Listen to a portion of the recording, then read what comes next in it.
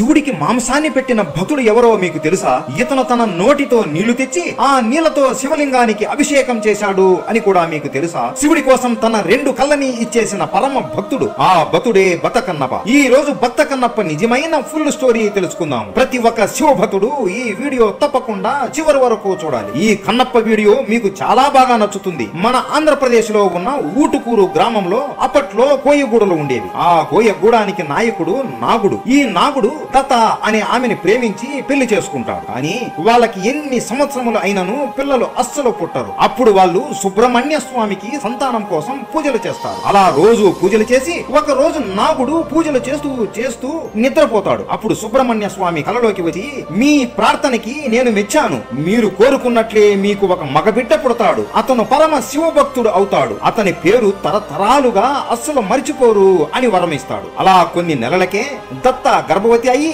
ఆమెకి ఒక మగబిడ్డ జన్మిస్తాడు. ఆ కొడుకుకి తిన్నడు అని నామకరణం చేస్తారు. వీళ్ళు అందరూ వేటగాళ్ళు కాబట్టి నాగుడు తిన్నడికి చిన్నప్పటి నుండి ఎలా వేటాడాలి, ఎలా జంతువులని చంపి దాని మాంసాన్ని ఎలా కోసి తినాలి అనే విద్యలు అన్ని నేర్పిస్తాడు. అలా తిన్నడు ధనుర్విద్యలో తిరుగులేని వేటగాడు అవుతాడు. ప్రతి రోజు వేటకు వెళ్లి జంతువులని చంపి ఆ మాంసాన్ని ఇంటికి తెచ్చి అందరికీ పంచేవాడు. కానీ తిన్నడికి దేవుడి మీద అస్సలు నమ్మకం అనేది ఉండదు. తన గూడెంలో ప్రతి ఒక్కరూ, అలాగే తన స్నేహితులు కూడా అందరూ బండరాళ్ళని కొలుస్తూ ఉంటారు. తన స్నేహితులు తిన్నడిని ఆలయానికి ఎప్పుడు పిలిచినా కూడా నేను రావడం ఏంటి, ఒక బండరాయిని కొలవడం ఏంటి అని తప్పించుకునేవాడు. అలా చిన్నప్పటి నుండి ఒక్కసారి కూడా ఆలయానికి వెళ్లి ఉండడు. ఒక రోజు తిన్నడు తన స్నేహితులతో వేటకు వెళతాడు. అలా వెళుతున్నప్పుడు తన 2 స్నేహితులు తిరిగి ఇంటికి వెళ్లేటప్పుడు పక్క గూడెంలో ఒక శివాలయం ఉంది. అది చాలా పవిత్రమైనదంట.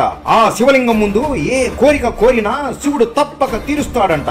ఒక్కసారైనా అక్కడికి వెళ్ళాలి అని అంటారు. అప్పుడు తిన్నడు నవ్వుతూ, ఎప్పుడు చూసినా మీరు బండరాళ్ళని కొలుస్తూ ఉంటారు, అస్సలు మీకు సిగ్గు లేదా గుడ్డిగా ఒక రాయిని నమ్మడానికి అని హేళన చేస్తాడు. అయ్యో అలా మాట్లాడుకు తిన్నాను. శివుడు ఈ సృష్టికి మూల పురుషుడు. ఈ విశ్వాన్ని మరియు ఎంతో మంది దేవతలని సృష్టించాడు. ఆయనకి ఎంతో శక్తి ఉన్నా కూడా ఒక భక్తుడు ఆయనని ప్రేమగా తలస్తే ఒక పిల్లవాడిలాగా వాళ్ళ భక్తికి లొంగిపోయి వాళ్ళు ఏది అడిగినా ప్రసాదిస్తాడు. అందరి కష్టాలని తీర్చే ఆ దేవతలకే కష్టాలు వచ్చినా కూడా మొదటిగా వచ్చేది శివుడి దగ్గరికి తిన్నాను అంటారు. అంతెందుకు పక్క గూడెంలో ఉన్న శివలింగం ముందు 3 జీవులు చనిపోవడం వలన వాటికి మోక్షాన్ని కూడా ప్రసాదించాడు అని చెబుతారు. తిన్నడు ఆశ్చర్యపోయి, జంతువులకి మోక్షం వచ్చిందా, అది ఎలాగో దాని గురించి చెప్పండి అనగా తిన్నడి స్నేహితులు ఇలా చెబుతారు. ఇక్కడే ఈ అడవిలోనే స్వయంభుగా ఒక వాయులింగం వెలిసింది. అది ఎండకి ఎండుతూ వానకి తడుస్తూ మంచుకి కూడా తడుస్తూ ఉండేది. దాన్ని ఏ మనిషి పట్టించుకోలేదు. ఏదో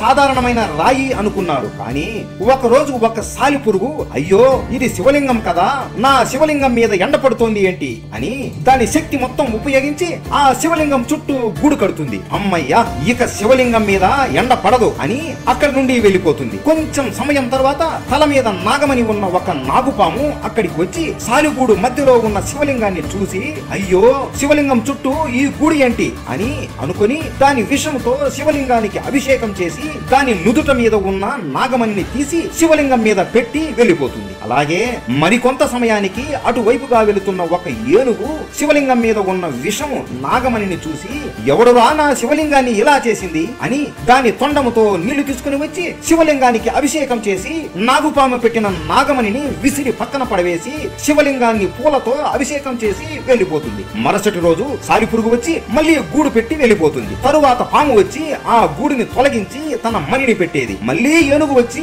మణిని తీసివేసి పువ్వులు పెట్టేది. అలా ప్రతి రోజు ఒకరి తర్వాత ఒకరు వచ్చి ఈ పనులు చేసేవాళ్ళు. కోపం వచ్చిన పాము, నేను నా నాగమణిని పెడుతుంటే ఎవరు తీసేస్తున్నారో అని తెలుసుకోవడానికి అక్కడే దాక్కుని చూస్తూ ఉంటుంది. అలా కొంతసేపటికి ఏనుగు వచ్చి మళ్ళీ ఎవడురా నా పువ్వుల్ని తీసేసి ఈ మణిని పెట్టాడు అని కోపంతో తన తొండంతో ఆ మణిని విసిరివేసి పువ్వులు పెడుతుంది. పాము ఇదంతా చూసి కోపంతో ఏనుగు తొండములోకి దూరిపోతుంది. ఏనుగుకి ఏం చేయాలో తెలియక నొప్పితో పరిగెత్తుకుంటూ వెళ్లి పక్కనే ఉన్న ఒక పెద్ద బండరాయిని గుద్దుకుంటుంది. అలా గుద్దుకున్నప్పుడు తొండంలో ఉన్న పాము నుజ్జు నుజ్జు అయిపోయి చనిపోతుంది. ఏనుగు కూడా ఆ దెబ్బకి కుప్పకొలిపోతుంది. అదే రాయి మీద సాలిపురుగు కూడా ఉండడం వలన అది కూడా అక్కడికక్కడే చనిపోతుంది. అలా శివుడిని వాళ్లకు నచ్చినట్లు వాళ్ళకి చేతనైనట్లు పూజిస్తున్నప్పుడు చనిపోయారు కాబట్టి శివుడు మెచ్చి ప్రత్యక్షమై ముగ్గురికి ప్రాణం పోసి వాళ్ళకి దర్శనం ఇచ్చి మోక్షాన్ని ప్రసాదించాడు తిన్నన్. అలాగే ఆ ప్రదేశానికి ఈ ముగ్గురి పేర్లు వచ్చేలా శ్రీకాళహస్తి అని పేరు పెట్టారు. శ్రీ అంటే సాలిపురుగు, కాళ అంటే నాగుపాము, హస్తి అంటే ఏనుగు. ఆ తరువాత కొంతమంది ఆ శివలింగానికి ఒక చిన్న మందిరాన్ని కట్టారు అని తిన్నడికి వాళ్ళ స్నేహితులు చెబుతారు. తిన్నడు ఈ కథ విని పులకరించిపోతాడు. ఒక రాయిని ఇంత ప్రేమగా ప్రాణాలని ఇచ్చి పూజించారా, అసలు ఆ రాయి ఎలా ఉంటుందో అని ఆలోచనలో అడవి పందులని వేటాడి అక్కడే ఒక మంట వేసుకుని మాంసాన్ని కాలుస్తూ ఉంటాడు. తిన్నడి చేతులకి రక్తం ఉండడంతో పక్కనే ఉన్న నదిలో చేతులు కడుక్కొని రావడానికి వెళతాడు. ఆ మార్గంలోనే శ్రీకాళహస్తి మందిరం కనబడుతుంది. ఓహో, నా స్నేహితులు చెప్పిన ఆలయం ఇదేనా, సరే ఆ రాయి ఎలా ఉంటుందో చూద్దాం అని లోపలికి వెళతాడు. ఒక్కసారి ఆ వాయులింగాన్ని తిన్నడు చూడగానే అతని కళ్ళలో నుండి అతనికి తెలియకుండానే నీళ్లు కారిపోతాయి. అతనికి తెలియకుండానే అతని చేతులు నమస్కారం చేసేస్తాయి. పరిగెత్తుకుంటూ వెళ్లి శివలింగాన్ని హత్తుకొని, నేను తప్పు చేశాను శివయ్య, చిన్నప్పటి నుండి నేను నిన్ను చూడకుండా పెద్ద తప్పు చేశాను. నిన్ను ఎలా కొలవాలో కూడా నాకు తెలియదు అయ్యా. నువ్వు ఎప్పుడు తిన్నావో ఏమో, ఉండు నీకు తినడానికి ఏమైనా తీసుకొని వస్తాను అని పరిగెత్తుకుంటూ తన స్నేహితుల దగ్గరికి వెళతాడు. వేటాడిన అడవి పంది మాంసాన్ని తీసుకుని పక్కనే ఉన్న నదిలో నుండి నీళ్లు కూడా తీసుకొని పోదాం అని చేతుల్లోకి నీళ్లు తీసుకుంటుంటే కొన్ని అడుగులకే చేతుల్లో ఉండే నీళ్లు కారిపోతాయి. అప్పుడు తిన్నడు నోట్లో ఎన్ని నీళ్లు అయితే పడతాయో అన్ని నీళ్లను ఉంచుకుని చేతుల్లో మాంసాన్ని పెట్టుకుని శివలింగం దగ్గరికి వెళతాడు. నోట్లో ఉన్న నీళ్లని శివలింగం మీద పోసి అభిషేకం చేసి, నీళ్ల తప్పికి తిరిందా శివయ్య, ఇదిగో నీ కోసం ఆహారం కూడా తెచ్చాను అని పంది మాంసం శివలింగం ముందు పెడతాడు. కానీ కొంతసేపటికి శివుడు ఆ మాంసాన్ని తినకపోవడంతో, ఏమి శివయ్య, నేను తెచ్చిన మాంసం నీకు నచ్చలేదా, నీకు తినడం రాదా, ఉండు నేను మంచి ముక్కని తీసి తినిపిస్తాను అని ఒక ముక్కని తీసి అతను రుచి చూసి, ఆహా ఇది భలే ఉంది, ఇది తిను అని శివలింగానికి పెడతాడు. కానీ అప్పటికి శివుడు తినకపోవడంతో తిన్నడు బాధపడుతూ ఏడుస్తూ దుఃఖంతో, నాకు అందరిలాగా పూజలు చేయడం రాదు అయ్యా, నాకు ఏమి వచ్చో అది చేశాను, నువ్వు కాని ఇప్పుడు తినకపోతే నేను కూడా ఇక ఆహారం తినను అని అంటాడు. అప్పుడు ఆ శివలింగం నుండి దివ్యమైన వెలుగు వచ్చి ఆ శివలింగానికి కళ్ళు మరియు ముఖం వచ్చి రెండు చేతులు కూడా వచ్చి ఆ మాంసం మొత్తం తినేస్తుంది. దాంతో తిన్నడు ఎంతో సంతోషిస్తాడు. శివయ్యకి నేను తెచ్చిన మాంసం బాగా నచ్చినట్లు ఉంది అని, ఇక నుండి నిన్ను నేను చూసుకుంటాను, ప్రతిరోజు అభిషేకం మరియు ఆహారం నేను పెడతాను అని మాట ఇస్తాడు. తిన్నడు అడవికి వెళ్లి తన స్నేహితులతో, ఇక నేను ఇంటికి రాను, వెళ్లి నా తండ్రికి చెప్పండి, ఇక నా జీవితం అంతా శివుడికి అర్పితం అని చెబుతాడు. వాళ్ళు గూడానికి వెళ్లి నాగుడికి చెప్పగా నాగుడు నవ్వుతూ సుబ్రహ్మణ్య స్వామి చెప్పినట్లే జరుగుతుంది అని అనుకుంటాడు. అలా ఆ రోజు నుండి తిన్నడు శివుడిని హత్తుకుని పడుకుంటూ ఉదయాన్నే లేచి వేటకు వెళ్లి ఆహారం తెచ్చి నోటితో నీరు తెచ్చి శివలింగం మీద పోసి అభిషేకం చేసేవాడు. ఇదే గుడికి ప్రతి 15 రోజులకు ఒకసారి శివగోచార అనే బ్రాహ్మణుడు వచ్చి శివుడికి పూజలు చేసి నైవేద్యం పెట్టేవాడు. ఆయన ఇంటి నుండి ఈ గుడి చాలా దూరం కావడంతో 15 రోజులకు ఒక్కసారి వచ్చేవాడు. ఒక రోజు తిన్నడు వేటకి అడవికి వెళ్లిన సమయంలో శివగోచార వస్తాడు. శివలింగం ముందు ఉన్న మాంసపు ఎముకలు మరియు అడవి పువ్వులను చూసి కోపంతో, ఎవడురా నా శివుడికి ఇలా చేసింది, గుడి లోపలికి ఎవడు మాంసాన్ని తీసుకుని వచ్చింది అని కోపంతో అటు ఇటు చూస్తూ ఊగిపోతాడు. అలా కోపంతో గుడి మొత్తం శుభ్రం చేసి శివలింగానికి అభిషేకం చేసి పువ్వులతో అలంకారం చేసి వెళ్లిపోతాడు. తరువాత సాయంత్రం తిన్నడు వేట నుండి మాంసాన్ని అలాగే తేనెని తీసుకుని ఆనందంతో తేనెతో అభిషేకం చేసి మాంసాన్ని ప్రసాదం లాగా పెడతాడు. శివయ్య తిను, ఈ రోజు వేట చాలా బాగా జరిగింది అని ఆనందంతో అంటాడు. మళ్ళీ శివలింగానికి ముఖం చేతులు వచ్చి మాంసం మొత్తం తినేసి తేనెని తాగుతుంది. ఇలా కొన్ని నెలలు జరుగుతుంది. తిన్నడు మాంసాన్ని పెడుతూనే ఉంటాడు. శివగోచార 15 రోజులకు ఒకసారి ఆలయం మొత్తం తుడుస్తూ శుభ్రంగా ఉంచుతాడు. ఇక శివగోచారికి ఓపిక నశిస్తుంది. ఈ రోజు ఎలాగైనా ఆ అపచారం చేసే వాడిని వదిలిపెట్టకూడదు అని ఇంటికి వెళ్లకుండా అక్కడే దాక్కుని లింగాన్ని చూస్తూ ఉంటాడు. రోజులాగే తిన్నడు వచ్చి నోటిలో నుండి నీళ్లు శివలింగం మీద పోసి పంది మాంసాన్ని శివలింగం ముందు పెడతాడు. ఇది చూసి శివగోచారికి కోపం ఎక్కువ అయిపోతుంది. ఈ మూర్ఖుడు ఇంత అపచారం చేస్తాడా, వాడి నోటి నుండి నీళ్లు లింగం పైన పోస్తాడా, మాంసాన్ని శివుడికి పెట్టి తినమంటాడా, వీడికి మరణదండన వేయాలి అనుకుంటూ వెళ్లిపోతాడు. ఇదంతా శివుడు కైలాసం నుండి చూస్తూ నవ్వుతూ ఉంటాడు. అప్పుడు పార్వతీదేవి, స్వామి ఈ ఇద్దరి భక్తిని చూశారా, ఎంతో భిన్నంగా ఉన్నాయి కదా, ఒకవైపు శివగోచారి మీకు ఇష్టమైన బిల్వ ఆకులతో అభిషేకం చేస్తూ మీకు నైవేద్యం పెడుతున్నాడు, ఇంకోవైపు ఈ వేటగాడు తిన్నడు ధర్మ విరుద్ధమైన పనులు చేస్తున్నాడు. కానీ ఏ పని చేసినా ఎంతో ప్రేమతో మీకు సేవలు చేస్తున్నాడు. చేస్తున్నాడు. ఇప్పుడు చెప్పండి, వీళ్ళిద్దరిలో ఎవరిది నిజమైన భక్తి అని శివుడిని పార్వతీదేవి అడుగుతుంది. శివుడు నవ్వుతూ, దీనికి సమాధానం నేను చెప్పను సఖి, రేపు నీకే తెలుస్తుంది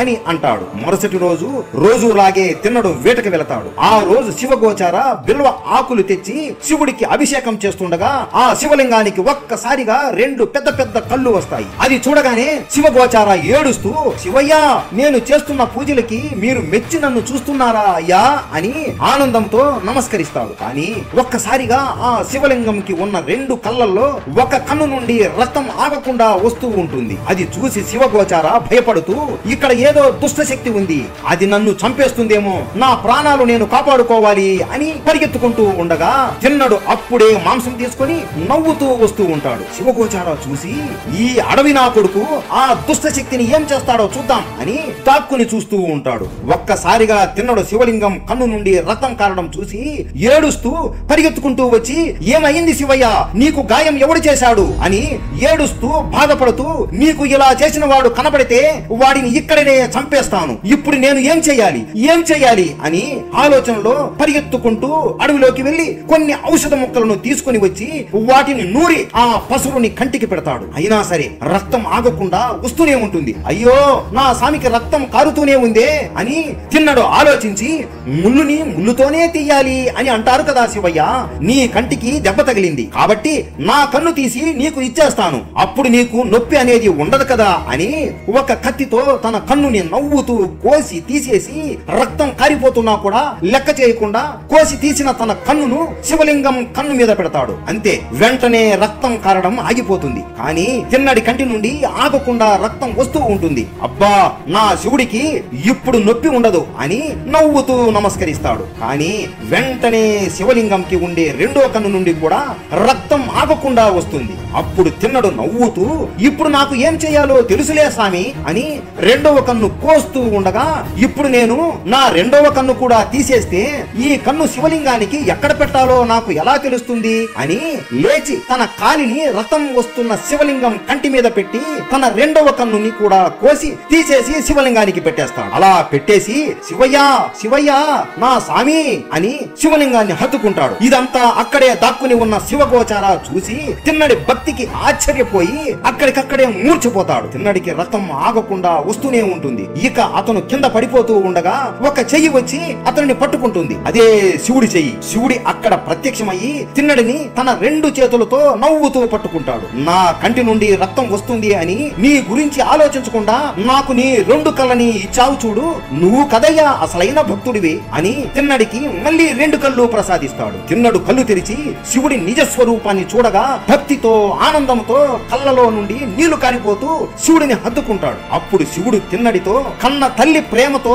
సమానమైన భక్తి అయ్యా నీది, నీ అపారమైన భక్తికి నేను లొంగిపోయాను తిన్నాను, నీకు ఏం వరం కావాలో కోరుకో అనగా, నిన్ను చూడడమే నాకు మహాభాగ్యం శివయ్య, ఒక్కసారి పార్వతీదేవితో పాటు మిమ్మల్ని చూడాలి అని ఉంది అని అంటాడు. వెంటనే పార్వతీదేవి అక్కడికి వచ్చి శివ పార్వతులు ఇద్దరు తిన్నడిని దీవిస్తారు. నీ రెండు కళ్ళని నా భర్త కోసం ఇచ్చేసావు కాబట్టి ఇక నుండి యుగ యుగాల వరకు నిన్ను అందరూ భక్త కన్నప్పలాగా గుర్తు పెట్టుకుంటారు అని పార్వతీదేవి వరం ఇస్తుంది. శివుడు తిన్నడిని తనలోనే ఐక్యం చేసుకుని మోక్షం ప్రసాదిస్తాడు.